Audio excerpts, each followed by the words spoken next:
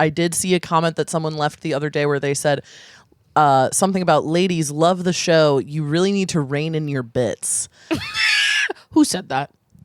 Who said that? Whoever you are, you must be new here. Hey, that's not going to happen. Hey, whoever you are. With peace and love, I think you've found the wrong show. That's so funny. This might not be the show for you. I'm like, who said it? What was their name? Who said it? I might want to respond. Where do they live? Who said it? Sometimes I like to get a little happy in those comments. I like to fight back. Come on. It was so fun. Again, who said we took it too far? Who is saying that? Dude, where are you? Pick up your phone. I'm going to a summer party tonight, and you're obviously invited, so call me back. I love you. Bye.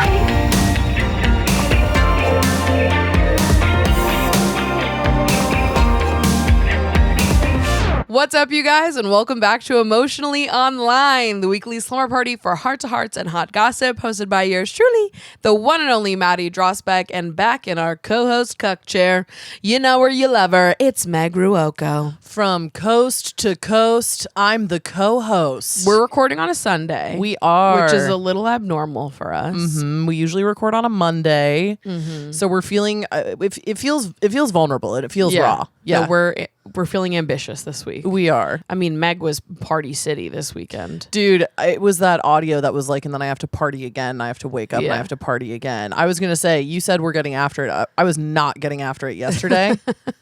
Yesterday, I woke up and I was in a fugue state. Yeah. I don't know how you managed to go to another party. We went to 2 parties on Friday, and I Irish goodbyed out of the second party. Yeah. Yeah. Much earlier. I was in bed at a reasonable hour, but Meg... I believe I fell asleep around 4 a.m. Whoa. Yeah. Yeah, no. I was like fully in my bed tucked in by 11:30. Here's the thing. It was one of our very good friends, Tanya's birthday. Shout out Tanya. Love you, Shout girl. out Tanya. And I had to make sure that it was a good one. Totally. You know, so... The B-Day bash of the century. The B-Day bash of the century, I... made a point. Here's the thing is, like, I am the friend that leaves the party early. Like, my friends, typically when they go to like a second location, that's when I know that we've kind of crossed the threshold into like gremlin hours. Right. And that's when, for me, I'm like, I'm good. I don't need like the latter half of this evening, which typically will go from 1 to approximately 6 in the morning. Yeah. That's when I kind of call it. But when it's a bestie's birthday, you gotta follow them to the beautiful end. So I was locked in the entire night. I had approximately 1 million drinks. I woke up the next day and I was like, somehow I am going to have to rally to go to Hell's Kitchen for a birthday. Oh my God. That night as well. The way you actually couldn't have paid me to do that.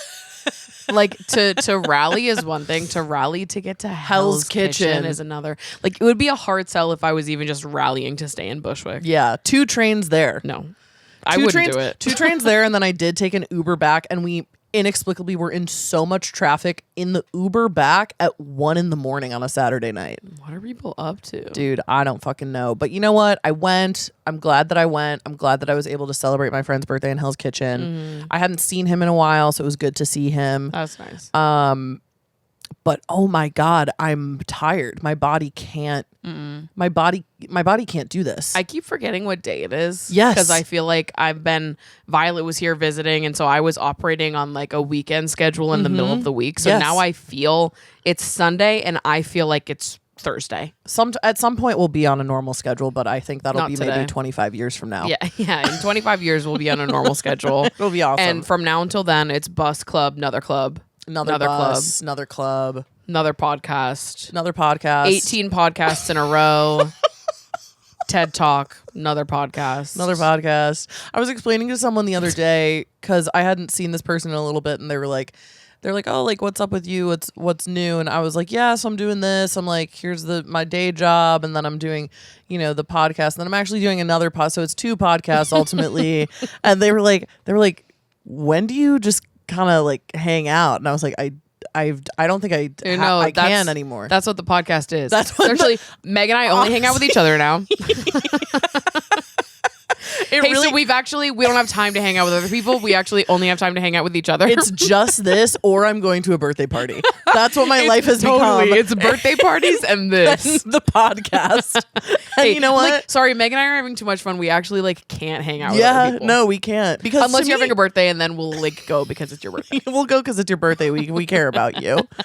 Apparently, everyone that I know is either a Cancer or a Capricorn. Because in January, I am constantly going to birthday parties. And in July and August, I am constantly going to birthday parties. Yeah. What is that? Yeah, I don't think I know anyone that's a Capricorn or Aquarius. I feel like everyone that I know is born from like July to October. Okay, yeah. Pretty much. Yeah. And then there's like outliers throughout the rest of the year. Well, I love when your birthday comes around because there's nothing surrounding nothing it. ever. And you know what? I feel like everyone says that. And it's everyone's great. always, and I think that's why I feel like usually around my birthday, people really do match the energy. Totally. And I think it's because like who has a birthday in March? Right. Beginning of March. Everyone's there to just celebrate. It's the winter. Right. People are like, actually, I'm dying to have a good time. Yeah, I'm and dying it's to be also cozy. like the turn of the season. Like this year on my birthday, it was like nice enough for us to be hanging out outside at the bar, which was awesome. Mm-hmm. So I feel like it's an opportune time for a birthday. Honestly, really people sleep opportune on time. March as a month to have a birthday. But it's a really good birthday month. I agree. will say I don't think I have a good birthday month, but that said, I do love my birthday. Yeah. Well, it's like your birthday month is hard because it's like the vibes are good. Vibes are high for sure. Unfortunately, the reason the vibes are good are because there's a major holiday that does kind of overshadow the entire month. That's true. Everyone's kind of gearing up for Christmas. Yeah. And everyone is having 1 million birthday, Right. or not birthday, but holiday parties. Right. So I'm kind of trying to like shoehorn in a birthday at that time. But I love being a Sagittarius. I love a December 10th birthday. And the thing is I ultimately just, if I am trying to do something with like a big group, because I've also kind of shifted my birthday approach as I've gotten older. Like I very much so go, I think similarly to you, like spa vibes. Mm-hmm. And then if I try to do like, if I'm doing like a friend dinner that's like cute and fun, if I am trying to do big birthday blowout, I try to make it as easy on people as possible. Yeah. I say, let's all go to a bar. We meet here. We drink. We have fun. We all laugh. We go home. Right. We all go home. We all go home. That's an important part. Mm-hmm. But I won't be going home on my own birthday. No, of course not. Yeah. Well, I think it's important on a birthday.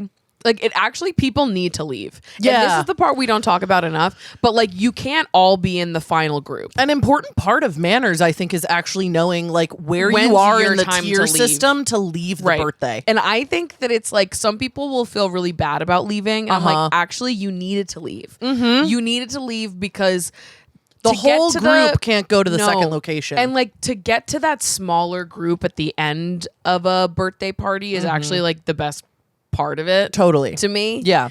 So I kind of love when people leave. Yeah. Because it can't, you're right. It cannot be you every time. No. You have to know your place. You have to have a sense of decorum. Totally. So that you go, bye-bye. Right. This isn't my journey. My time is up. Yep. Other people, center stage. Yep. There you go. There you go. Perfect. I completely agree with that. I really, because I used to host a lot of parties because I famously had lived with 3 roommates. So we had pretty big places where we lived. And I would throw house parties a lot. And like, man, the people that overstayed their welcome. Oh, I know. Where I'd be like, oh, getting pretty late, huh? It's like 3 a.m. Right. They're like, should we play another game of beer pong? And I'm like, no. Okay, but it really does require such discernment because I've also felt that sometimes people understayed their welcome. That's true. And I'll be like, okay, you were actually supposed to be one of the final standing and you left way too early. Yeah. That's how I felt. We went to our beautiful friend Tina's birthday the other night. That was the birthday that we went to before my friend Tanya's. And I felt so bad because we couldn't stay longer. Yeah. I was like, oh. I know. We did understay. We understayed. Yeah. But Tina, girl, if you're listening. Tina, we love you. Next birthday, we're there the whole time. Next birthday. We're literally living at your birthday party. You're going to have to drag in the walls. us home. Yeah. We hit Tina's party. Mm-hmm. We went to Tanya's party. Yep. And we, at the end, right before I left, there I was. At your end. At my end, right. I popped an edible. Yep. And we were dancing on the dance floor. And there was this man who did try to like come and join us. He seemed pretty significantly older than every other person in the place. So I did do a little bit of sleuthing about who this guy was. There was a man there, the dapper man in the suit and the cane. Yes. That, I believe, was the owner. Oh. And then the guy who tried to dance with us, I believe, was the owner's son. Okay, this would make sense to me because they were both old men. Right. They didn't appear to fit in with either of the crowds that were at this place. Yeah. I was like, where did they come from? Who are these guys? No, really inexplicable. But I do believe that they were like they were tied to the supper club somehow, and yes, one of them did try to kind of come in and join our dance party. I actually like felt so awkward. And the thing about this dance floor too is that it's lined with mirrors, so you feel like you're in a dance studio, and you could see him coming. Right, exactly. So I just kept turning. It's like we're like dancing, and then I turn and I face the mirror, and I just like see him slowly inching closer, and I'm like, I don't want to look at him, right? Because I don't want to dance with him. No. So I'm like trying to avert eye contact, but you really can't with the mirrors. No. So I'm like, I don't know where to look. And I just keep we're like spinning in place. And it's like simply because we can't lock in anywhere. We're trying to create like a wide area for us, for people to kind of skirt around us. No, it was so funny. It was also hilarious in like a sad and annoying way where we were having so much fun. Like, it was like pretty much an empty dance floor in this like big venue, which is my preferred dance floor. Totally. I love to spin around. I love to just kind of like run around on a dance floor. And we were having a grand old girly time. And then this fucking man. And I was like, with peace and love. With peace and love, like, please don't dance with us. We don't know you. Like, please. We're just having like, I don't fun know you, and I'm not open to knowing you. No. Not tonight. Here's the thing about me, and this is my vibe almost 100% of the time when I'm in public spaces. Like, I love the like idea of potentially, not that this guy was ever on the chopping block because he looked like 40 years our senior. Certainly, yeah. But there's also a part of me that's like, I don't think I'll ever meet someone in like out and about in life either, because I'll never meet a man out and about in public. Yeah. Let me amend that statement. Yep. Because when a man approaches me in like a public bar space, I'm always like, like I feel like I bug out instantly, even if they're cute, even if they're hot in any way. I'm like, you can be hot and I'm still suspicious of you. Yeah. You can't fool me. Like, it's like, I feel like, I don't know, we've evolved as a species, and I'm like, I know your tricks. Yeah. You're gorgeous, and you think that I'm going to just not notice that you're a venomous snake. Okay. I know your little tricks. So I think unless I make the first move, I'm going to reject every person that ever approaches me in public forever, unless it's a woman. Yeah. And then have at it. Yeah. Ladies, you heard it here first. You know what? Women, you can do whatever you want to me. Yeah. And here's what I'll say. Men, women, both of you got a chance with me. Yeah, no. Men, you unfortunately do have to wait for me to make the first move. Yeah. Sorry. The thing is like you can look at me from a distance. Yeah. Here's my thing, and I actually don't think this is like a good quality of mine. It's something that I'm trying to work on in myself, but like it will get to a point in the night where like I become one of those men where I'm walking up to people and I'm like, how you doing? See, but I like that. But because it's different when you're a woman. I guess. Yeah, maybe it's sexy when you're a woman. Which is like, this is why I like going to Hanks and flirting with people at the bar, because I will do that. We got to go back there more. I love Hanks. Every single time I go there, I'm like, this is a perfect bar. It is. It's a perfect bar. And it's the perfect bar for flirting. Yes. I love to flirt at Hanks. And everyone there is hot. Everyone there is hot. Yeah. Perfect bar. Perfect bar. Perfect bar, perfect place. Mm-hmm. Everyone stop having birthday parties. Everyone stop. There's been too many of them. Except for my friends who I love, but also stop it. Yeah, and except for me. Because when it's my birthday, yeah, everyone's going to shake the house down. Yeah. Trust, I'm already planning my birthday that is in December. I have made the party full invite for it. I just haven't sent it to everybody yet. Yeah, we're preparing. Yeah. But we have to hibernate for our own birthdays. Hope you can understand. Yeah. After this weekend, I have to rest for the next like 4 to 6 business months. Yeah. Oh, also, can I just say, when I left, the bouncer outside was hitting on me hard. Totally. I was trying to escape him, actually. Whoa, you know what's so funny is you left, and a guy that it was like a mutual friend of Tanya's that like I don't know him super well, but he came in pretty shortly after you left, and he said he was like, the bouncer was trying to put in work on some lady outside. That was me. That was me. I swear to God, I didn't know what to say. I was like trying to call the Uber, and I was smoking at the same time, and he's like coming up to me, he's trying to shake my hand, and he's like, so like what did he say to me? He was like, you ever come around here before? And I was like, no. He's like, you're already leaving? You're leaving your friend? Come on, you can stay for a little longer. And I was like, no, I'm going to go to bed. And then he's like asking me what kind of food I like. And he's like, well, maybe I can make that happen for you. You should come back around here, whatever, blah, blah, blah. And I was like, yeah, no, yeah, okay. And I'm like slowly trying to walk away. And then he keeps kind of like, because he's manning the door. And then the second somebody would come in and he'd do his job. And then he'd like walk back over. And I'm slowly walking down the block. And he's like, keeps walking out farther. And like right before my Uber's almost there, and he comes over and he's like, the pleasure was all mine, beautiful. And I was like, okay. And again, like he was so much older. That's like the thing. All these men were they were old. so old. Yes. And I'm like, with peace and love, I'm not. That's not my vibe. I've got like a 10-year age gap limit. Yeah. I don't think I can go above 39. Yeah. All love, but that's not my vibe. All love. Truly, honestly, madly, deeply. And I will say this, like, for as much of a flirt as I am on a night out, I love shutting people down when they're trying to flirt with me and I'm not in the mood. It's one of my favorite things to do, to be like, for them to be like, yeah, you're gorgeous, you come here often, and just be like, no, nothing.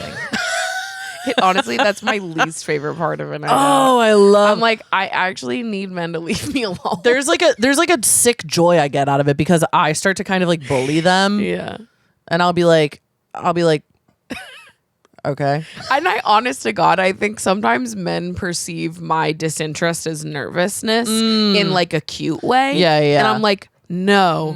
I'm not like ignoring you and like smiling and looking away because I think you're hot and you make me nervous. I'm trying to get away from you. I'm uncomfortable. Yeah. Because you're 30 years older than me and keep calling me beautiful. You are talking to a woman who is mostly gay.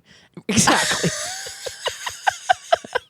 And I don't want to talk to you. And I'm also like, there's something also so funny when like much older men hit on me because I'm like, you would hate me. Yeah. You would not like me. Like, you actually could not spend one evening with me. Yeah. I'm going to talk to you about so many things that you do not give a single solitary fuck about. Yeah. Okay? Yeah. I flirted really hard with a man who everyone afterwards told me was gay. So, you know, I still got it. I think, unfortunately, my reality is that my type, loosely, of course, is typically people that are probably not at the bars. This is the thing. Yeah, I'm like, your type I don't think would be the person who's going up to women and like hitting on them at the bars. Which is why I constantly am like, everyone stop talking to me. Yeah. Because I'm like, I already know this isn't what I need it to be. Yeah. Please stop. By choosing to engage in this conversation, you have already failed. I already know that this is not going to work. Right. You failed before it's even begun. But Godspeed for trying. It's where we differ because, again, I hit a point in the night where I'm just going up to literally anybody and being like, what do you think? Should we get out of here? I don't know why. And I was actually talking to our friend Emily about this. We're like, after the party Friday, she was like, there's something that happens in your brain where like a switch flips and all of a sudden you're just like you're shooting your shot to anyone. And I'm like, yeah, I think it's like my frattiest quality about myself where I'm like, you and me, let me take you away from here. Like, I don't know what that is. Come on, let me get you away from all this. I become like a horny monster. All these crazy people here. It's too loud. Your beautiful, precious eardrums. Beautiful. You don't need to work. We have to preserve them. Come on. Anyone. I'm doing it to anybody. Yeah. So, gay men included. So, you're not safe. Totally. I'm a double Sag with a Libra rising. I don't know what you want me to. Everyone's invited. There's no excuse. Vibe. Yeah, here's the thing. Party's happening just at my place. Come on. Totally. Come on over, you guys. Come on over. The water's fine. I just like become the equivalent of those creepy old men, but I'm just like a young, beautiful woman, so I get away with it. Well, yeah, I think it works because of that. Yeah, I think so too. Yeah. So, and that's hot girl privilege. Lucky me, I guess.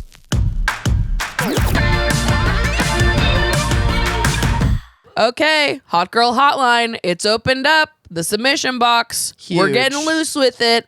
We've heard your guys' comments that you love the audience submissions and you need us to do more of them. Yeah. And we talk too much. So here we are today attempting to get through more than one audience submission. We're going to give it our best shot. I do want to say this was for the Pumpcast, not Emotionally Online, but I did see a comment that someone left the other day where they said something about ladies love the show. You really need to rein in your bits. Who said that? Who said that? Whoever you are, you must be new here. Hey, that's not going to happen. Hey, whoever you are. With peace and love, I think you've found the wrong show. That's so funny. This might not be the show for you. Was that on YouTube? I think it was either on YouTube or in like the Spotify creator thing. I can't remember which one. But I was literally like, to say that about a comedy podcast. I'm like, who said it? What was their name? Who said it? I might want to respond. Where do they live? Who said it? Sometimes I like to get a little happy in those comments. I like to fight back. Come on. It was so fun. Again, who said we took it too far?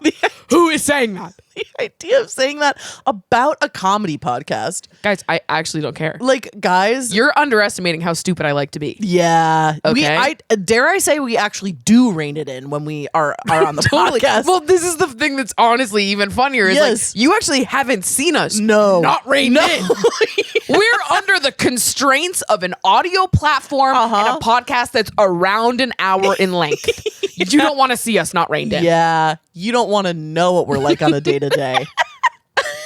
Guys, I could do this for 10 hours straight. Yeah. I would not run out of things to say. Right. You have no idea how much we're replacing the batteries in that little recording device. It is constant. That's so funny. It's amazing. All right, well, we're going to continue taking the bit. With peace and love, we're not taking your advice. No, we're about to like bully the bit into the ground. Yeah. But we'll give advice in the submissions box. Yes, in the submission box, we will do exactly that. So here we go. Woo! Hello, Maddie and Meg. I'm a huge fan of Emotionally Online and the Pumpcast, and I wanted to ask your thoughts on something that happened to me recently. I've been seeing this guy for a few months, and the other day I asked him what his type is. He said his preferred/ideal type is slim thick. I'm buying a gun, just putting it out there right now. I already don't like what I'm reading. Men don't speak anymore challenge. I asked what he meant by this, since I feel like different people have different definitions. He said, well, like for example, I would consider you thick. I'm plus size/curvy. So I guess I like a smaller waist. I clarified. So you mean like a thin girl with hips?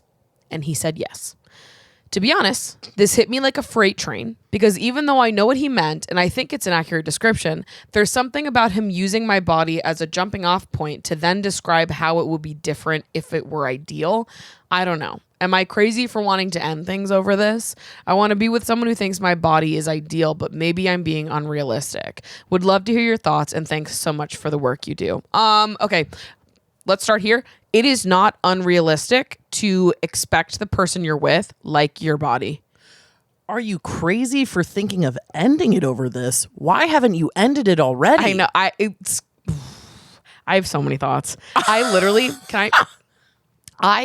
have always disliked the term slim thick. Me too. You just mean thin. I don't know what the fuck you mean by that. I remember when it was like really popular in college, I used to rage out about this all the time. Yeah. Because I was like, half the time the people that men will describe as being slim, thick are quite literally just thin women. Mm-hmm. They are not even women that I would call curvy. Yeah. Also, this is like, it's giving me hives. Let's say- thinking about having this conversation with a man like this is giving me hives. it's also irritating to me because let's just hear what he said for a second. Mm-hmm. His type is slim, thick. Do you know how few people genetically have bodies that look like that? basically no one. Almost none. Yep. Most of the women you see online that, like, if you Googled slim thick, who would pop up? Yeah. Most of them are women who, like, have BBLs. Well, I was going to say, what this tells me is that he has porn rot brain. Yeah. Because whether he is watching porn with women like this who have, like, surgically made their bodies look like this, or he is just consuming content of, like, you know, Instagram baddies or whatever, like, that's porn rot. It's edited. Yes. It's not real. You are not like a woman on the internet or a porn star or one of these, you know, women that he has consumed clearly over the years. You are a real woman standing in front of him and he's saying, oh yeah, my type is actually slim thick. This made up thing that the internet has procured for me. I mean, what he just said to you is my type is skinny bitches and you're fat. Yeah, let's call it what it is. Let's call a spade a spade. Like, let's not mince our words here. That's what he said. And, like, well, for example, I'd consider you thick. Can I say that I fucking hate the term thick? So do I. I fucking hate. Call me fat. Just it's fine. Please call me fat. I am not. Please, for the love of There's God. actually something about the word thick that it is so sexual. It to is. me. It is that- completely sexual. That, like, makes me feel, like, physically ill. Yeah, I where agree. I'm like, my body is not thick. I am a fat woman. right. That's fine. It's also like sometimes when people use these roundabout words like this, it makes me feel like they're exposing their own fat phobia. It's like you won't Totally. even say the word out loud. Yeah. You can't even say fat because it's like that frightening and bad to you. You assume that it's like so insulting to say that word to me that you won't even touch it when we both know that that's what I am. Right. Like, I don't. Yeah, that to me would suggest that they had views on fat bodies that don't align with my own. I also think this is an interesting conversation to bring up after dating someone for a few months. Yep. Which I do want to pause on this momentarily, just to say that you do not have to ask the person that you're seeing what their type is so that you can analyze whether or not you fit that type. I actually never want to know what anyone's I'm dating's type is. Yeah. Especially because, like, I don't love my type in the way that most people use that, or the way that men use it. Yeah. I think a lot of times when women are talking about their type, they're like just talking about, like, personality-driven. and, like, what they've commonly been drawn to in the past. Yeah. What are, like, the repeat patterns of, like, the types of people they've dated and the vibe they bring to the Right. function. Right. When men talk about their type, most of the time they're, like, placing an order. Yep. It's like a mail order bride and you have to fit all these characteristics. Yep. And if not, you're an ugly fat whore. Yeah. And I don't like that it feels like a demand. Yeah. For, like, what you need to be. I agree. I think also if I'm dating someone, I'm just like, okay, I have to assume I'm your type somehow. Do you know what I mean? Like, I'm not We're dating. too worried about it. Totally. If you're dating someone for several months, you said you've been seeing this guy for the last few months, you are his type. You are his type. And you should end it with him. Because that guy sucks. I don't ass. like the way he handled this conversation. No. The way he responded is insane. And to me, like, genuinely perverted and freakish. Yeah. I'm like, why are you talking about women like that? Yeah, I don't like it at all. Also, the fact that he immediately went to body type when he was talking about type, like, I'm just like, Again, and this is what men do this. Yeah. Where it's like, again, you ask a woman for her type and she's explaining personality, vibe, just general interests, things like that. And you ask a man what his type is, and they go straight to body type. You deserve to be with someone who makes you feel more confident, not less. Yep. And there's part of me that reads this submission and again, this is me like drawing my own assumptions or conclusions about this. But when I hear that after months of dating this person, you felt like you needed to ask him what his type is, that would suggest to me that you already felt insecure in this relationship. Yes. Beforehand. Yep. And that's why you asked. And now he's reinforced that insecurity instead of made it better in any way. Yeah. So I don't foresee this being a relationship that's going to make you feel good or sexy, beautiful, confident, any of these things. It seems like there may have been an underlying insecurity that existed before this conversation, and this conversation just reinforced that insecurity. Yeah. I was thinking the same thing. Like what was the impetus for asking this question in the first place? And yeah, I've been there, not exactly with, you know, like asking somebody what their type is and them responding in this way, but like I've been in situations where I've been seeing people or like sleeping with them or whatever, and having that gut feeling of like I don't think this person is treating me in the way that they should be, and it's really shitty, and it makes you feel like you're kind of being gaslit. And I just want to like affirm for you that like there are people out there who find you attractive with no qualifications. Like there's no there are going to be people out there who are just like, my type is you. Yeah. And that's it. So I don't think that you need to put up with some fuckhead saying bullshit like truly, this. I wish that I could reach every, you know, plus size woman in the world and shake her and just be like, never for a moment think that it is unrealistic to expect someone to love you exactly as you are. Yeah. It is not unrealistic. It isn't. Because I bet also that you have proof of that in your life in other relationships. Yeah. I bet that you have friends who love you exactly as you are, and that you have family members who love you exactly as you are. So why is the expectation that you have to make sacrifices for a romantic partner? It's just not true. You have living proof in your life that this is possible. I just, you know. The only reason it wouldn't be possible is if you're with a shallow partner. Yep. And that's not on you. Yeah. Yeah. Yeah, I think for me, this would be grounds for ending it. Yeah, he sounds like an absolute doo-doo head. Yeah, I'd protect yourself in your heart. And you're deserving of more than this. Yeah. Someone who just like finds you sexy, period. Yeah. Period. Last week, I dumped my third or possibly fourth therapist. All of which, after less than 3 months, and no matter how much I initially get on with someone, I find that I come up against the same blocker, that I just don't trust them. Something in me tells me that being a therapist is an untrustworthy profession, and I find myself blatantly lying to them in order to protect myself or others. I feel I was very honest with my last therapist about this, but I just can't push through it. It becomes especially difficult when I am then asked about my family. I have easily spent hundreds of dollars on sitting in complete silence and refusing to talk when questioned about them.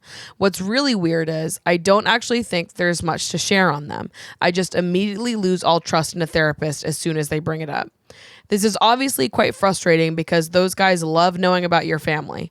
I guess my question is, at what point do I accept that therapy probably is never going to work for me? Can I just say what my favorite part of that submission is? Yeah. When they said that anytime the therapist brings up their family, they sit in complete silence for hours, and then immediately following that sentence with, weirdly enough, I don't actually think there's much to say about them. Yeah. What? With peace, I say this with so much peace and love. Like, all love. Truly all the peace and love in my heart. Yeah.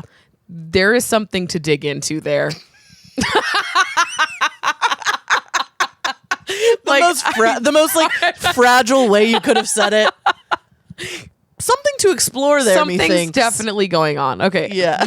Multiple things. When I saw this in the box, I was like, okay, we've got to do some unpacking here, babe. Yeah. Because what happened? Why? Yeah. why? What happened? What did a therapist do to you to make them so untrustworthy to you? Here's what I will say.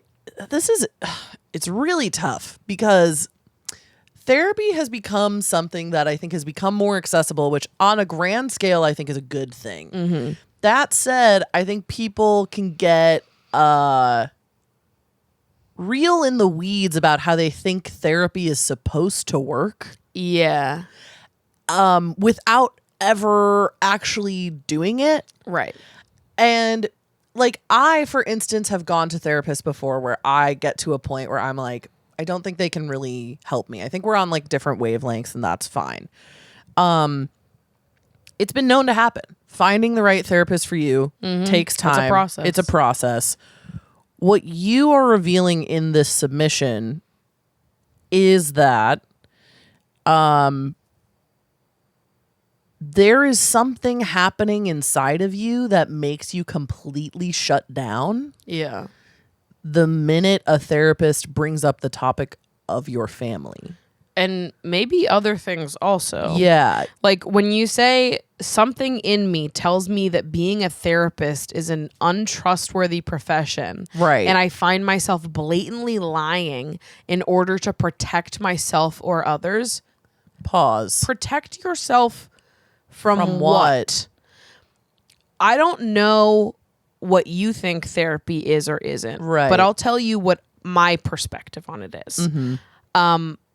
My perspective on therapy is that it is a space where I can just talk about my life, my relationships, the things I'm reflecting on with a neutral third party that just wants to ask me reflective questions so that I can dig deeper into myself.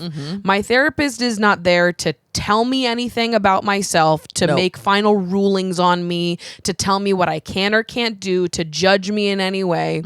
She's there to be a mirror for me and reflect back questions and like helpful reflection points.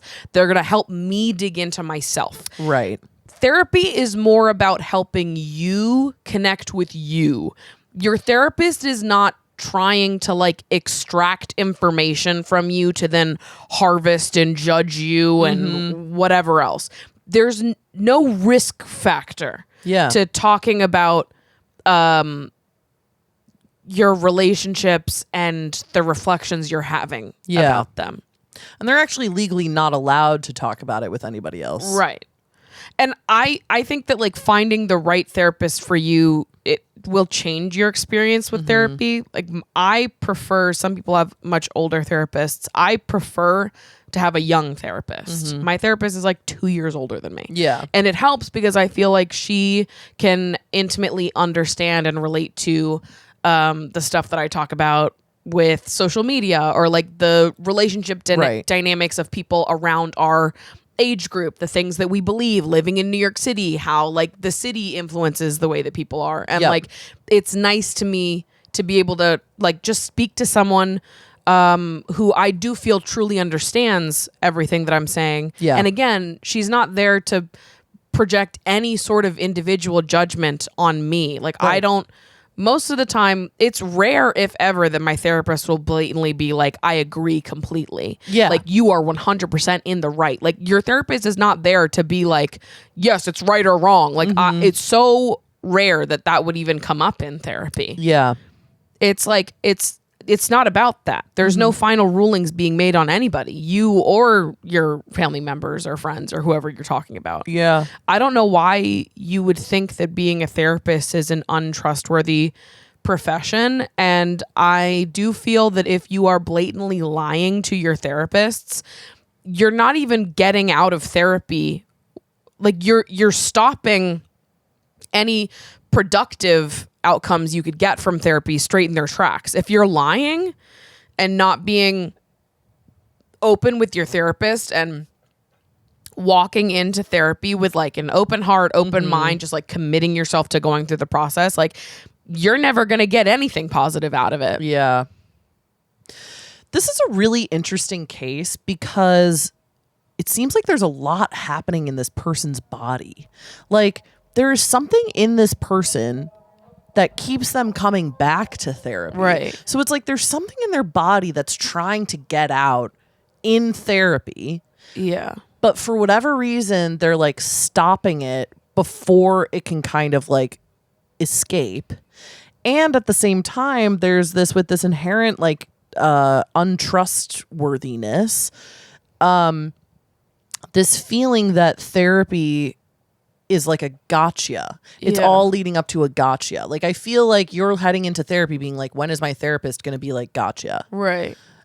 I don't know where that comes from for you, but I mean, maybe therapy right now isn't the right thing for you if you are lying to these people. Yeah.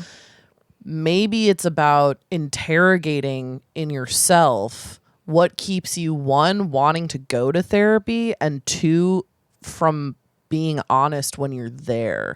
Like, there is something happening in your body clearly that you want to talk about. Yeah. Whatever that blockage is, that's the thing that you need to like turn your eye to. It also makes me wonder, like, the idea of withholding or lying to your therapist in order to protect yourself or others. And then later on in the submission being like, you know, it becomes difficult when I'm asked about family and I shut down, I'm in complete silence, and I refuse to talk when questions about them. It makes me wonder what it is you're trying to protect, or like what it is about family specifically that you feel you can't touch or can't think about. And part of me wonders if you maybe have fallen into the belief that like you cannot confront difficult, challenging, or critical assessment of people you love without it meaning that someone is like 100% bad, and you like you can't reckon with there being good and bad parts of our families and our friends. And I think family is like a complicated conversation for every person because I mean, you have a group of people, you know, between 2 and 8 people in a family, let's say.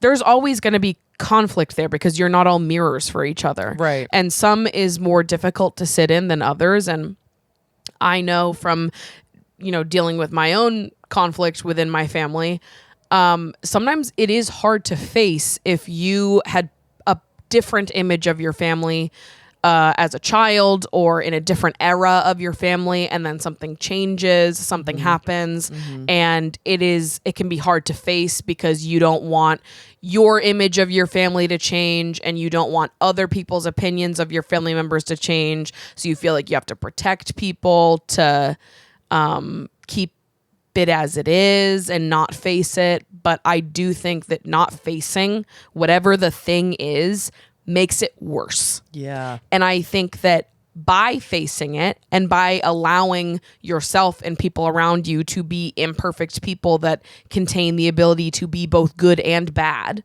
and that none of this is a final ruling on anyone as a person, you open yourself up to so much more closeness and healing than you would expect there to be. And again, I'm drawing some conclusions here myself based on what I'm reading, but I just don't, it's clear that you are avoiding something. Yes. I don't know what that something is, but I feel confidently that confronting it head on, looking at it, sitting in it, only serves to help you. Yeah.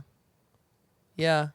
There's clearly some part of you that wants to confront whatever this thing is. Also, I think it's really interesting. I'm curious if writing this down brought anything up for you. Because like, I think I'm so fascinated by this mission. Me too. I really this am. is like really interesting. But like when we get to the last part where it's like, I've easily spent hundreds of dollars on sitting in complete silence and refusing to talk when questioned about them. What's really weird is I don't actually think there's much to share on them. Right. I just immediately lose all trust in a therapist as soon as they bring it up. Why? Why? These things are connected. There's no way that you could be like, as soon as a therapist brings up therapy, I don't trust them. Yeah. And there's nothing to explain why I might think that way. Like, there's nothing further to explore there. To talk about family at all. Like, why is it that you think that a therapist wanting to understand your family history or family dynamic would mean something about their trustworthiness? Right.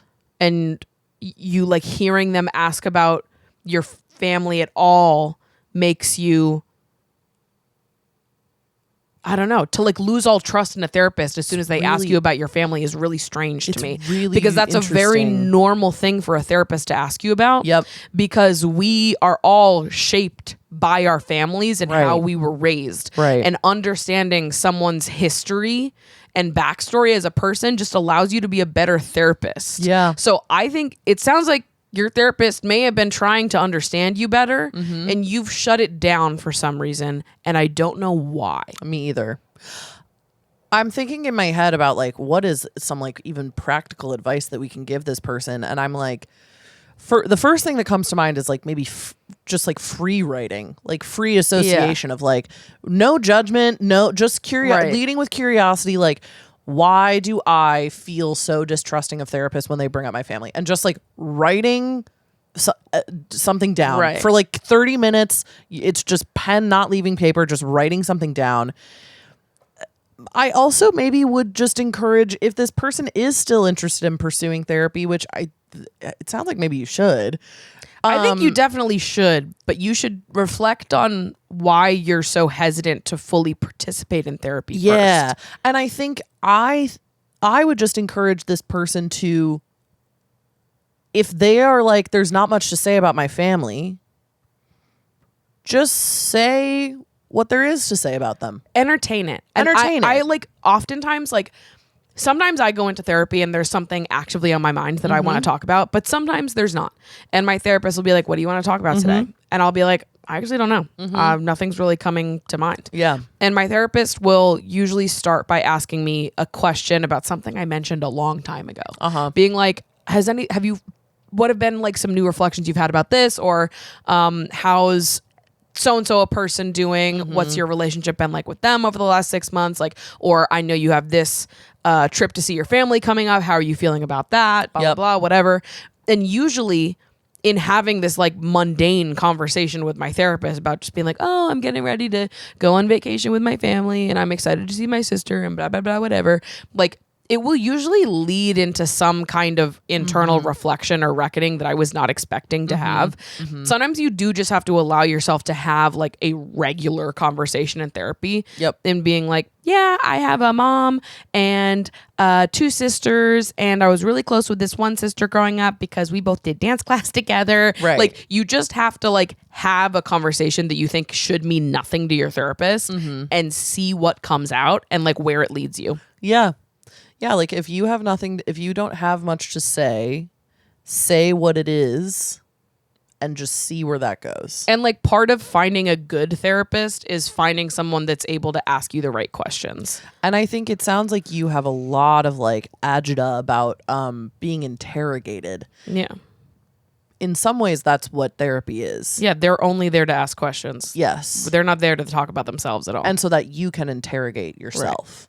So something in you is blocking you from interrogating that. And it's really interesting to me that I think like it sounds like you're trying to protect yourself from something. Yeah. I don't know what that is.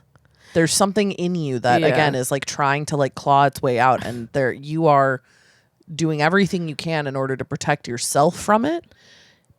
I would head into that deep dark cave, my friend. Yeah. The line, this is obviously quite frustrating because those guys love knowing about your family, is genuinely so funny. That's awesome. Those guys fucking love to be in your business about your family. Therapists freaking cream their jeans when they hear about your fucking family, Your therapist that wants to understand the full picture and history of you.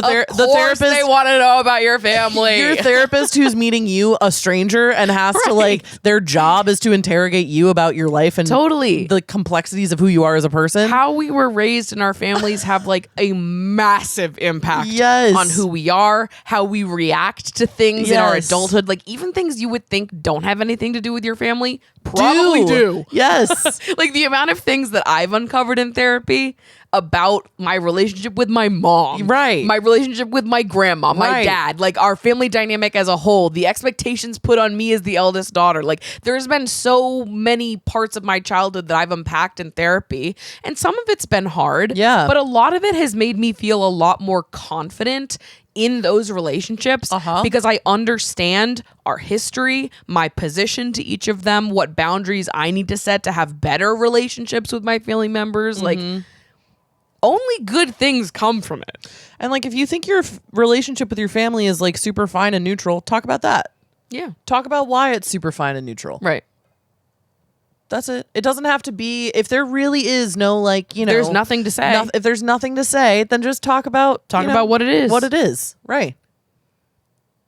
Your therapist is not there like a fucking detective trying to extract information about your family. They're not luring you into some sort of trap. Yeah.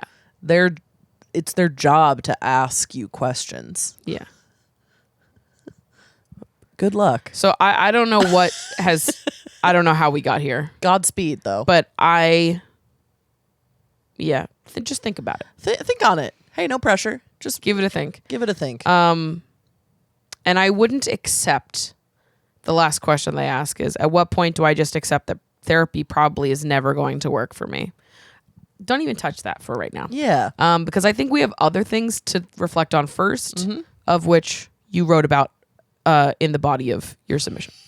So maybe just focus on the middle part and not the ending. Here's what I will also say, because a lot of people think about therapy exclusively as like talk therapy.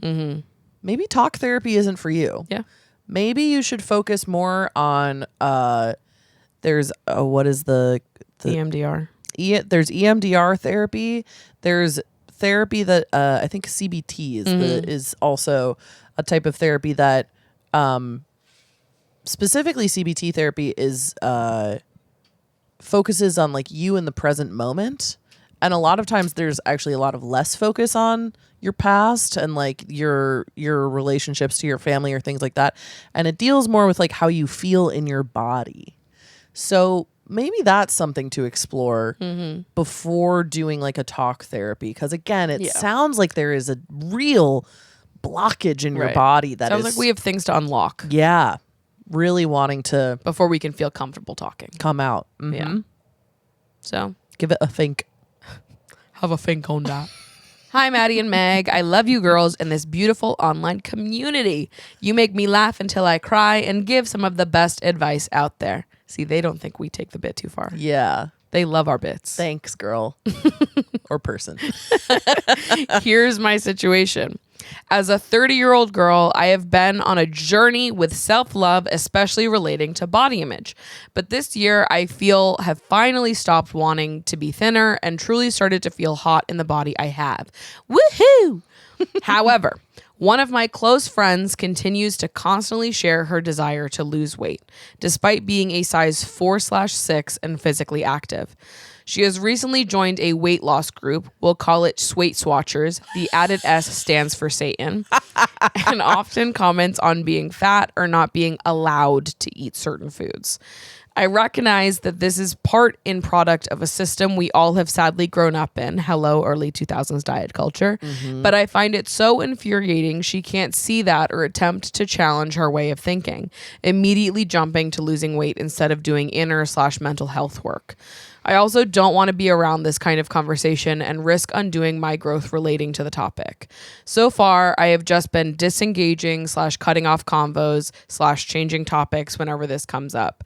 I think it might be time to set a boundary around this topic with her, whilst also opening a door for her to start challenging her views on food/body image, but I'm not sure how. I'm worried it will start an argument and that it may not be my place as long as she's not coming to harm.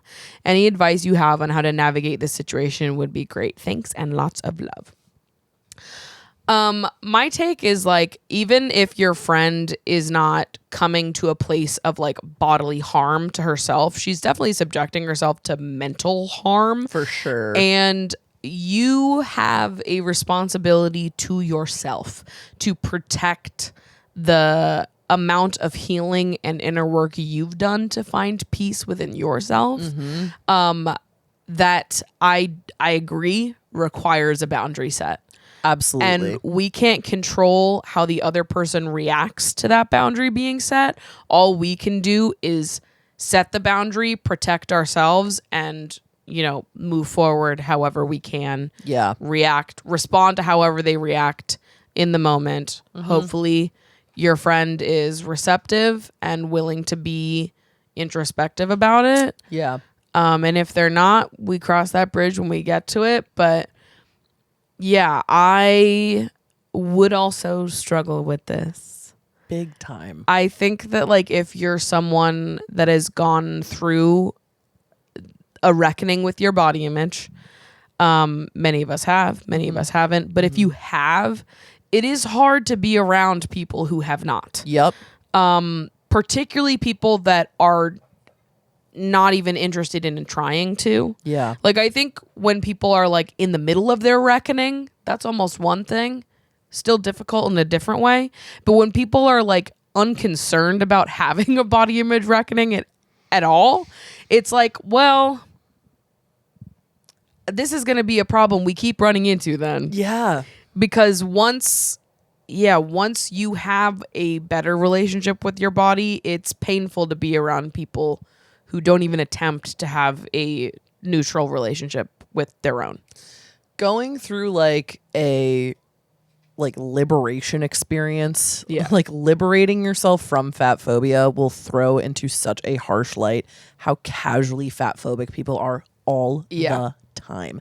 And in places that are so inappropriate, in conversations that do not ask for it at all of a sudden someone's tossing, your coworkers saying shit like, "Oh, I'm so fat today. Like I can't have lunch. I'm so fat today. I had a donut for breakfast." And you're like, "Whoa, why are we talking about this? Why the hell did you just say that? Yeah, like why'd you bring that energy to the office, Dave? Why the fuck are we talking about that? Let's look at the spreadsheets, Dave." And like, I think you'd be shocked at, or maybe you wouldn't be shocked at how often it happens. Yeah. And I feel that like it's something that makes me feel more sad than anything else. Like it definitely, there was a period of time where it made piss me off and make me angry. And, totally. Which is also valid. Totally. And I think when it's more insidious and like directly harmful, I definitely do still have that reaction. But like when I'm hanging out with like friends of friends or people that I'm not around all that often, and one of them makes a comment like the one you mentioned about like, "Oh, I ate so much for breakfast that I just skipped lunch altogether. Right. I'm so bloated," and it's like the thinnest person you've ever seen. Right. I don't understand what, I mean, honestly, the idea of like being frustrated about being bloated for like the aesthetic of that versus like how it feels in your body has always confused me. Yeah. I look so bloated. What? Yeah. If you're complaining about being bloated because of how it feels, Fine. totally. When we're talking about I look so bloated, that's just like a different way of saying I look so fat. I look fat. Yeah. You're just saying I look fat. I don't know what are we talking about? Right. I've just never understood shit like that. Yeah. I really feel for this person because I have a lot of really close people to me in my life who I love so dearly, who really struggle with internalized fat phobia. Yeah. And it isn't easy to be around. Yeah. And I have said to them at this point, like, you can feel that all you want. Don't say that shit to me. Yeah. I have done too much work on myself to let that all wash away. Yeah. And get sucked back into this terrible, terrible dynamic. It's hard enough, like keeping up the kind of like body neutrality thing. If I have my own things going on, right? Like being kind to myself and reminding myself, that's gotten easier with time for sure. but like rewiring my brain took so much effort, and there's just no world where I am ever going back there again. It's really hard to be friends with people who are constantly having negative body talk. I really understand that, and I think you are exactly right in that you do need to set that boundary with that person, because I would bet money on the fact that they don't even realize that they're doing it. Yeah. Because it's so common for them. That's how they talk to themselves. Yeah. And I'm sure that they have no concept of like how it is impacting you at all. So I would absolutely talk to them. And, you know, it's really interesting because I think, Maddie, you and I share a similar experience in that I grew up like hating myself and my body for the first 2+ decades of my life. Yep. Hating myself. Not even a thought crossed my mind that anyone could think differently about themselves. Yep. I thought that that's just how everyone thought about themselves, was like, I hate myself. I'm a bad person because I am fat. Yep. And until I lose the weight, I am worthless to society, to the people around me. I'm lazy. I can't do anything. This is my lot in life. Yep. I will never be loved because of my body. Yeah. I grew up feeling like I would experience a life that was a fraction of how beautiful everyone else's would be because of what I looked like. Exactly how I felt. I thought that I would be on the sidelines watching other people get to live the life that I wanted to forever. Literally, I'm getting shit. That's exactly how I felt word for word. I was like, I will cheer people on as they get to live their lives that I want, but I do not deserve because of my body. Yeah.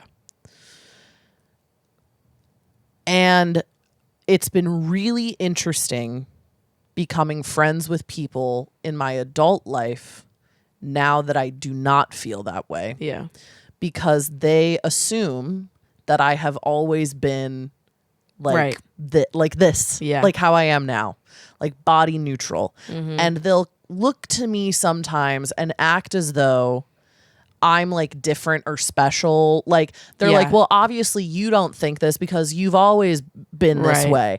And I have had to explain, actually as recently as like a couple months ago, I've had to explain to like some very close friends of mine that like the way that I feel now and the way that I like move and talk about my body or don't talk about my body now is because of work that I have put in to not feel this way. Yeah.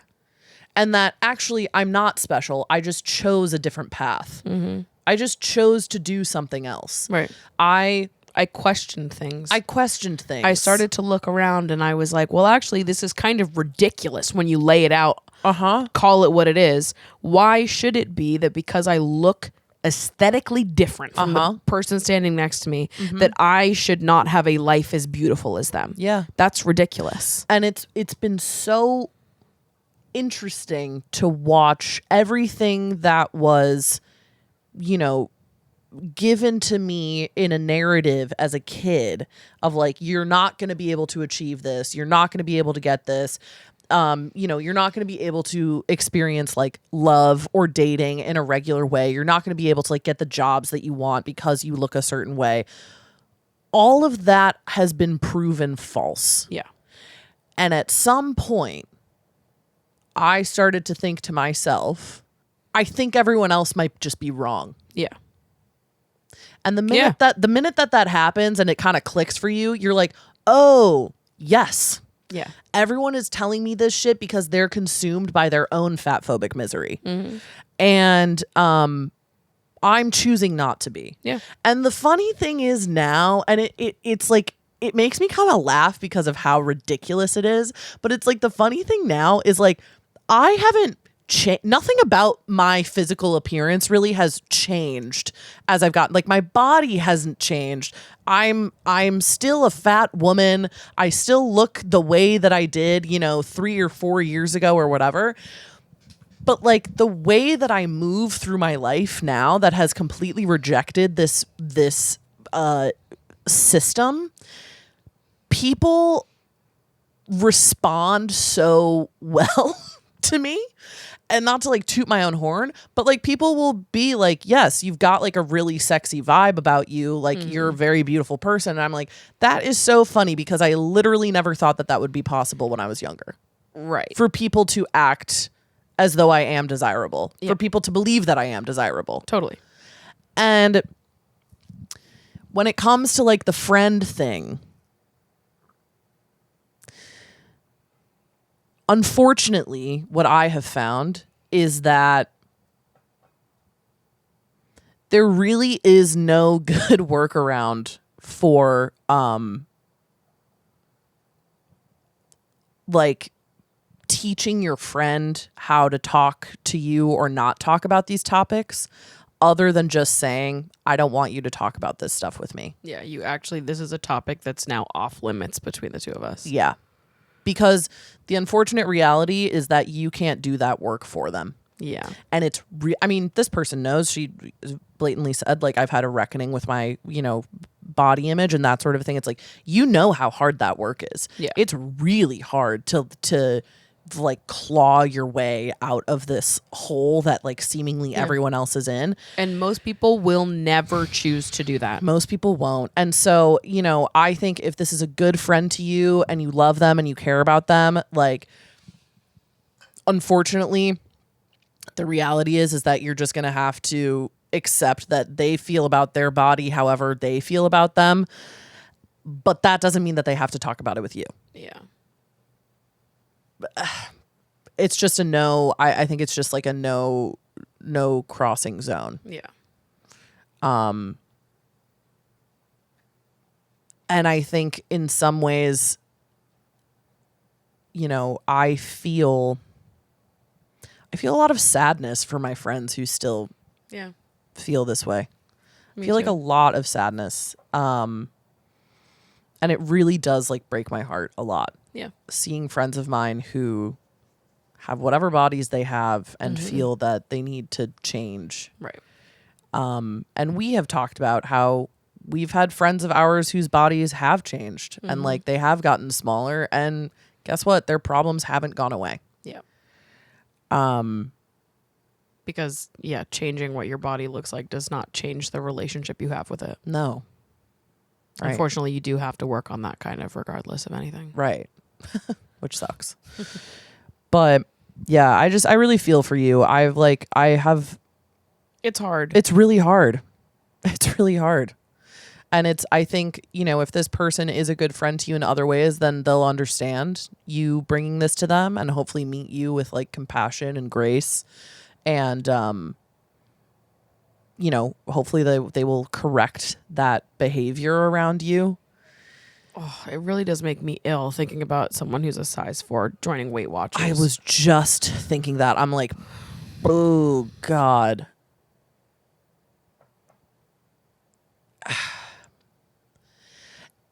It's really it's just really astounding to me the lengths that people will go to be thin. Yeah. And it's astounding to me how few people will say that it's crazy.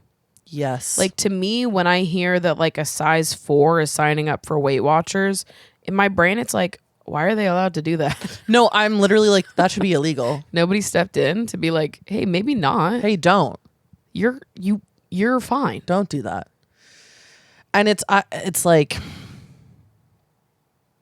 I don't even really at this point talk about with my friends, like, if I'm trying to like work out more or like change what it is that I'm eating. I think like Maddie and I will talk about it on occasion. The reason that I don't is because I know that I'm talking about it differently than my friends. Right. Do you know what I mean? Totally. Well, like, I think it's different to have that conversation with someone who you know has already done the work to detach from like the way that fat phobia wants you to talk about like changing your relationship with movement or with food. Like I've talked about this a lot on the podcast and on my YouTube channel in like so much of my reckoning with my body has also been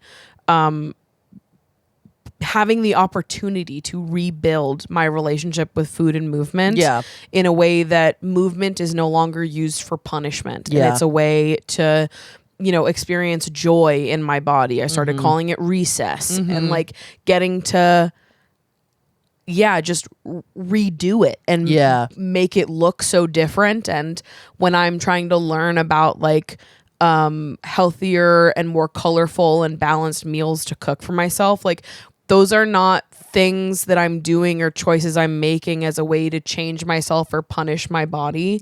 There's no aesthetic or like physical reference to those things at all. It's simply about wanting to bring more joy to my body and to make bring in more choices that just serve to make me feel good. It has nothing to do with losing weight or looking differently and everything to do with healing the relationships that were destroyed by fat phobia. The reason why I grew up always having a bad relationship with movement was because it was used as a punishment and a way to make me feel badly about myself and what I looked like. Same goes with food. Like fat phobia is the thing that destroyed those relationships. Now as an adult, I get to go back and build different habits and build different relationships with those things. And I can talk to someone else who's also done that work about that because I know that we understand the perspective. And I don't know, like if I say to a friend that hasn't done the work that I'm trying to, eat a little bit more balanced and learn how to cook some more healthy meals. I can't trust that they're not going to hear that and all of a sudden be like, oh my God, yeah, me too. I'm wanting to lose 10 pounds before blah, blah, blah, blah. And they take it to a way different place than what I'm intending it to be. And I'm like, okay, well, now I can't have this conversation with you. Because we're having two different conversations. You're hearing me talk about health and you're thinking I'm talking about thinness. And I'm not. And I never will be. But to so many people, health and thinness is the same thing. And to anybody who sees health and thinness as the same thing, I cannot talk to you about food, movement, my habits, what I'm exploring, what I'm not exploring. It's a part of my life I can't include you in because I have done too much work to get past that. The false equation of thinness and health that I cannot engage in conversation with people who make that false equivalency. I mean, it's like ultimately I'm like, okay, we are quite literally speaking two different languages. Where like I'm saying something entirely different. I'm talking about how I want my body to feel. You're talking about how you want your body to look. And that I will never, I'm not engaging in that. All love. But I'm not engaging in that. And I totally agree. This is something that like, I honestly feel like the majority of times I have talked about this, it has been online to myself. It's like, I don't often, I barely bring it up to anybody in real life because I actually don't trust people's ability to respond to me in a way that like, in a way that is normal. In a way that is like normal for us, I think, but like weird for other people. For sure. It's like, I would trust you and I to talk about that and to be like brutally honest. I actually don't know if I have many other friends that I would be like, totally, we get it. We are on the same page completely. I think same. And it's like, that's tough. But also like, this is also the fat experience. Like sometimes you really do just look at your other fat friend and you're like, damn, sister. Damn, that's crazy. Everyone else is crazy except for us. Well, Well, and you and I also didn't even really talk about that stuff until like a couple years into our friendship. We're like, and the way that we talked about it was very much so like both of us being like, how do you feel about it? And the other person being like, how do you feel about it? And then we're both like, oh, okay, cool. It's like, neither of us is going to say anything crazy. Yeah. Awesome. Great. That's so great. Because it is, again, it's like, it's really hard to have those conversations with a lot of people. And I have a lot of empathy for that. Yes. And also, like, there is so much, like, protection and just like preservation that I want to do for my younger self. Yeah. And I also think like so much of it varies on who exactly you're talking to and what the experience is. Yeah. For me, I know I have a lot more flexibility for fat people that are struggling with this versus a thin person that is. That's my own. I just can't listen to a thin person talk about how much they hate being fat. Totally. That's my boundary. Yeah. Thin people don't get to complain to me about how fat they are and how horrible they feel. If a fat person is struggling with fatness and wants to say those things to me, I actually am receptive to hearing a fat person talk about that, because that's a real experience that they're having. Yeah, that's real. That's a real thing that they are grappling with. Yeah. And I understand that as someone who also experiences the world in a fat body. But to listen to a thin person talk about how fat and awful they are, I can't do it. With peace and love, this is something different. And I have empathy for you and your journey. And I cannot, in protection of mine, I cannot be with you on yours. Yeah.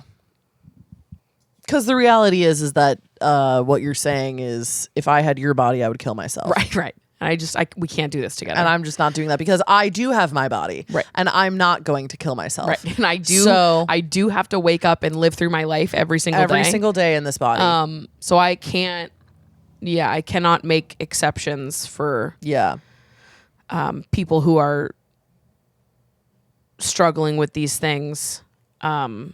Just because I have empathy for you doesn't mean that I have to subject myself to, being a listening ear.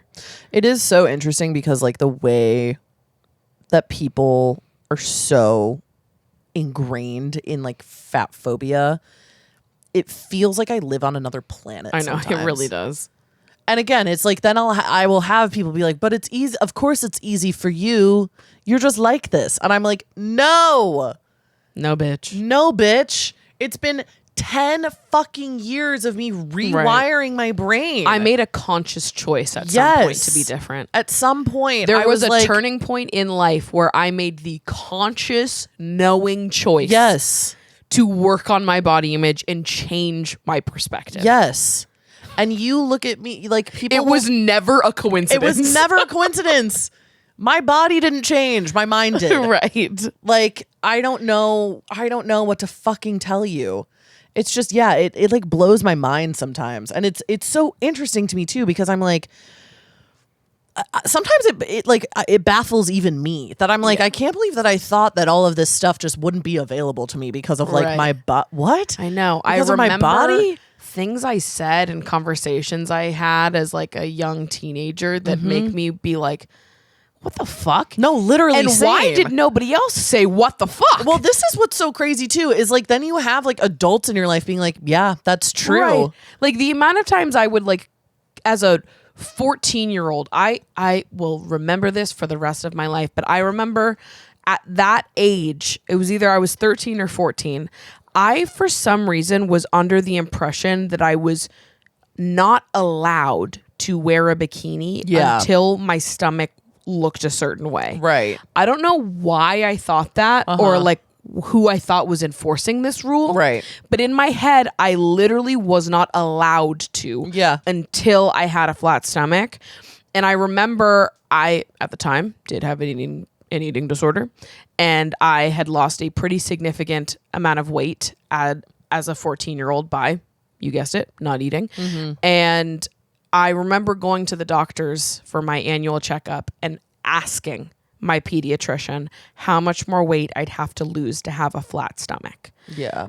Because my stomach still wasn't flat. And she was like, you actually should not lose any more weight. Yeah. This is genetically what your body should look like. Yeah. And I was like, what do you mean? What are you talking about, girl? So, but like, when can I wear a bikini though? Yeah. And she was like, right now? Yeah. And I was like, no, Wrong. that doesn't sound right. Yeah.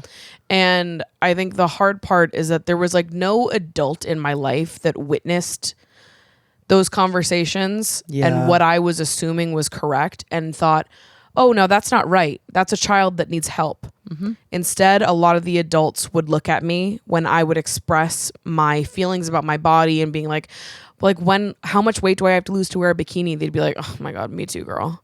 Me too, sister. I have to also lose a couple pounds before summer. Like, adults would commiserate with me. Yeah. More than they would ever look at me and be like, oh my God, honey, you are perfect and beautiful and gorgeous just as you are. Like, why do you think you need to change? Yeah. And now I look back and I'm like, what the fuck was wrong with all of you? Yeah. I look What? back. I look back and I'm like, oh, you guys are in prison.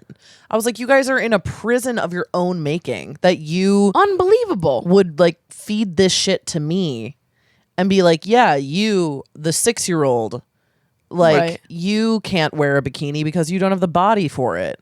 Like something that was said to me when I was 6 years old. By the Unreal. way, 6 years. I just got here. Right.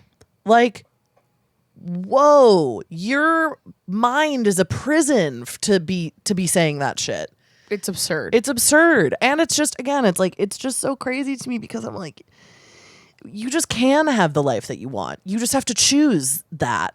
And I'm not saying that as like a writing it off platitude kind of a thing. I'm like, no, the choosing is really hard. Yeah. But like, fucking do it. Right. You know what I mean? Like, do it. We all can. Yeah. We all have the ability to like shed this thing Totally. off of us. And like, do you not, I always will, like, I look back at that time and I think I get really hung up on like the younger self of it all. And I look Yeah. at like photos of myself as a kid and as a teenager at the times I was when I hated Yeah. myself the most. And I'm like, I feel sick about it. Like, Yeah. I've cried and cried and cried thinking about that little girl. How could you, in my head, it's like, how could you not have a moment where you're like, oh my God, she never deserved that and I was failed and I'm going to make sure that I don't continue this cycle. Yes. I actually, How does everyone not have that moment? I actually had, I was like crying about this the other day because I was thinking about that little girl version of me. And like, it's so hard. It's like we're inundated constantly with media about like, you know, losing weight and blah, blah, blah, and all this stuff. And I, you know, was like looking at whatever. It was like having this moment of like, God, like this is all happening again. And then I just had this other moment of like, part of why I love the body now that I have now is because I'm showing the younger version of myself that it's possible to have this life in the body that I have now. Totally. And that like genuinely made me so emotional because when I was younger, I had so much hatred for myself. And part of living in the body that I have now, I feel like is almost like an ode to that young version of me who deserves all of the love that I have for her now and deserved to have it then. Yeah. And it's just really, it makes my heart hurt thinking about the amount of like young girls and young people who feel that way now and how I felt then, and just like reckoning with it is like one of the most difficult things that a person can do, and I commend you for doing that. And how awesome is it that we get to be different? We get to choose differently. And we get to break the cycle for other young women in our own lives. Yeah. We get to choose differently. Any young woman that comes in your orbit will feel safe and like they can embrace and accept themselves because of the work that you've done now. Yeah. Isn't that beautiful? I've had people in my life tell me that they've changed the way that they think about their bodies because of me and how I talk about my own body. It's a ripple effect. It is. Because once one person does and you get to like be the example to other people and like people start noticing that they feel lighter around you, they're not as judgmental or critical about themselves when they're in your presence. It suddenly it bleeds and more people, it starts to spread. And you know, a lot of people have mind cops. And they have cops in their mind policing them and telling them what they can and cannot do. And you're lucky that you killed your mind cop. Yeah. And hopefully your friend will get to a point where they're able to kill their mind cop as well. It doesn't really sound like they're close to that at the moment. No. But what you can do is protect yourself from that type of language and behavior, because it's just insidious, man. Yeah. It grows like a weed and it is hard to get rid of once it's in there. Yeah. But things can be different. And things are different. Things Do you are know different, how thank many fucking people, like the amount of people who, I literally had multiple people come up to me the other night at Tanya's birthday and be like, Maddie is so hot. So true. And I'm like, period. Yes. Like People are saying. Literally people are saying. And like people fucking say that about me too. And I'm like, yeah. Yeah. Cause you can be. Totally. You can be in the body you have now, girl. I could tell every plus size woman ever that it's like the secret sauce to being hot has actually nothing to do with what you look like. Yeah. And everything to do with the person that you are. It's so fucking true, dude. Like, this is huge news. Yeah. Huge news for everyone. Just be cool. Straight up, be cool and know yourself. Be cool. Know who you are. Be open-minded. You will be so sexy. Come on. That's all it takes, baby. That's it's people think that it takes something different. It doesn't. No. I don't know what to tell you. Yeah. Totally. Fat people are hot For sure. and you don't got to do anything to change. Yeah. Love. All love. All love to end the episode. Thanks so much for hanging out with us. If you'd like to keep this party going, you can join the Patreon and listen to the Emotionally Online post show. Yo. Please follow the podcast at Emotionally Online Pod. Shop our merch, emotionallyonline.shop. You can follow me at Maddie Drosbeck. You can follow me at Meg Ruoko. And we will see you guys in next week's episode. Goodbye. Bye.